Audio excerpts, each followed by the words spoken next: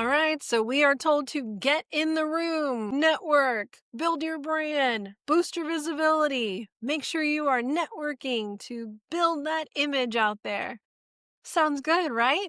Something I'm seeing though over and over again is that women are networking themselves straight into burnout. We all know those women that are in our news feeds attending every single event, right? You see them at the morning event, you see them at the evening event. They are somehow at the next event too, and they always look so put together. And I'm here to tell you that a lot of times when these women reach out to me and we do a visibility audit, when I ask a few pretty strategic questions, I find out they are exhausted and that all of that networking is actually not moving the needle in their business at all. If anything, it is draining their time, their energy, and their bank account. I know, this is probably a controversial episode. I might ruffle some feathers, but hey, life is short, so let's do it. All right, let's talk about the myth. More is better. All right, so we think more networking, more opportunities, more collaborations, more is better, right? Sometimes more is not. Sometimes more is just more distraction. Sometimes more is just more confusion and more noise. I want you to take a moment, pause this episode if you have to, and go look at your calendar. Every single thing on your calendar, whether it's on paper or on digital, or you could be like me and you have both, I want you to look at every workshop, every networking event, every group, every lunch, every single thing that's on it. And I want you to ask yourself, is this pouring into your cup or is this draining you of something? Do you have more things that are refilling your cup, or do you have more things that are draining it? And at any given moment throughout your week, if you have too many things that you do not look forward to, that is when you're going to start feeling like you are burning out. And I know nobody wants to talk about the word burnout. It's so funny to me how women that I talk to every single day can have 8 classic signs of burnout, but will tell me, I'm not really burning out. I'm just overwhelmed. I'm just overscheduled. I'm just blah, blah, blah, right? Fill in the blank. And I know I was one of them. I never used the word burnout until I looked back and realized, oh my gosh, yes, I was absolutely burned out. So if this is you and you are not going to cop to the word burnout, fine. I'm not going to hold you accountable to it this time. But I want you to ask yourself, are you starting to be resentful of the things on your calendar? Because resentment is a classic sign that you are out of alignment. So as you are starting to fill up new things on your calendar, I want you to make sure you are being intentional with the things that you are putting on there. Now, this is a tricky subject because I love networking. I love women's events. I love summits and retreats and workshops. I love, love, love, love all of them. In fact, if I could go to one of these things every single day of the week, I absolutely would. But even I know that I cannot be everywhere. I have not figured out how to clone myself yet. I'll keep you posted if that changes. But I know I can't be everywhere. But sometimes when I look at things that are happening, I have to ask myself, do I really have FOMO, which is fear of missing out, or do I have relief because it wasn't actually in alignment? And that can be a tough question because a lot of times FOMO doesn't actually come from a true place. It comes from the message of, I think I need to belong.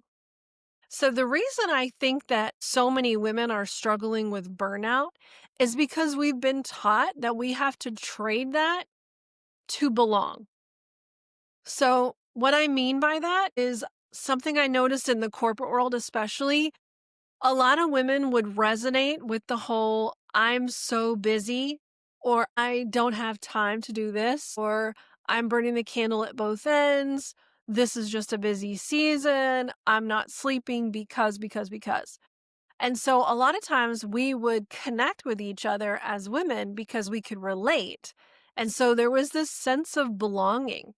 And then enter in someone who had very clear boundaries and maybe wasn't juggling all of that or dealing with burnout. And they would say things like, oh, no, I don't work on the weekends, or I get at least 8 hours of sleep. I go out for lunch every day. I take at least an hour. I walk around the building. I walk around the neighborhood, right? And then that person leaves the break room and we all look at each other and we're like, right? Because we can't relate, because we've made burnout and busyness and overscheduling, we've made this like a club. It's a club where we all feel like we have this badge that we're going to wear because we belong.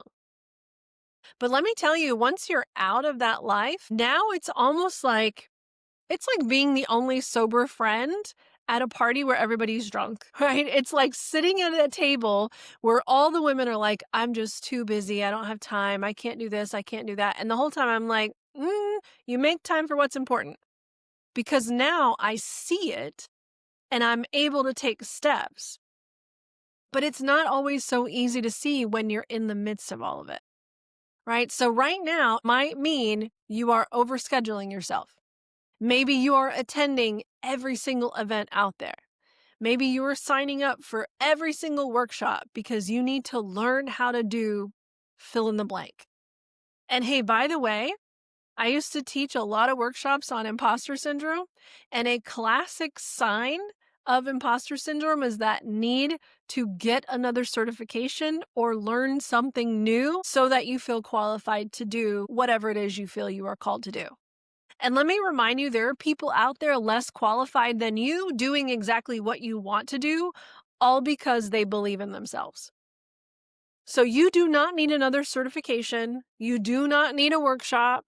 You do not need to hire a $20,000 coach in order to do the thing you are called to do. You just need to take action and do it. Taking one little step to doing what you want is enough. All right? Okay, sorry, I went a little bit on my soapbox there. Coach Janet came out, so let's get back on track. All right, so let's talk about the lie more is better. We think more networking, more collaborations, more partnerships, more groups, more. But at the end of the day, sometimes more is causing you not to value each individual connection or collaboration. All right, case in point, I was at a luncheon recently and the lunch was about an hour long. And at the end of it, there was some amazing conversations happening at the table. And it was a small group of women, like 10 women. And the conversations were so powerful that it was worth double the price of the lunch admission. But one of the women literally had to jump up and said, oh my gosh, I'm late for another appointment and I have to run. And we all didn't think anything of it. We, wished her well, told her it was great to meet her or whatever. Later, she talked about how the next event she went to was absolutely the worst event of her week. She said she did not make any good connections. She said that the conversations were shallow, the connections weren't what she really had hoped for, and the content was less than what she had hoped for. And so she said, man, I wish I would have known the caliber of that event because I would have stayed at the table with the first one.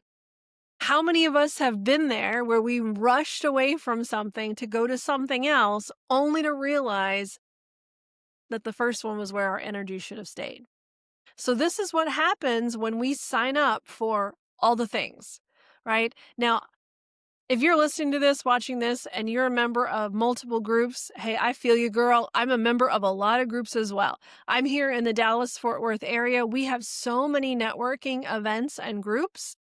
I could probably network every single day of the week if I really wanted to. But I have to be very strategic with my time and energy. There's only one of me. Once again, I have not figured out how to clone myself. There's only one of me. I cannot be at everything. And so I have to pick and choose what I think is going to be the most impactful for me on any given day. And there are some times where I have to say no to something, even though I really want to do it, because I've already committed to something else. And those are hard lessons that we sometimes have to learn as women. But also, we have to know when it's okay to say no. And I know as women, we are really good at not wanting to rock the boat. We stay in groups because we don't want to cause drama. We sign contracts because we're afraid of speaking up or showing that we don't know what we're doing or we don't know what we're talking about.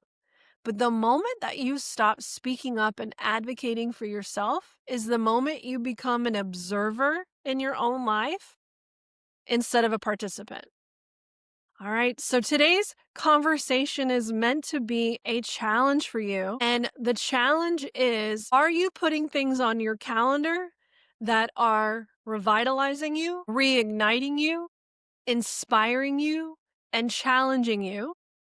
Or are they draining you, distracting you, or derailing you from your goals? That is all the time we have today. I know this was a short but juicy conversation. If there's someone who needs to hear this, please share this with them. If you're in the Dallas area, I would love for you to join me at one of the amazing networking groups that I'm a part of.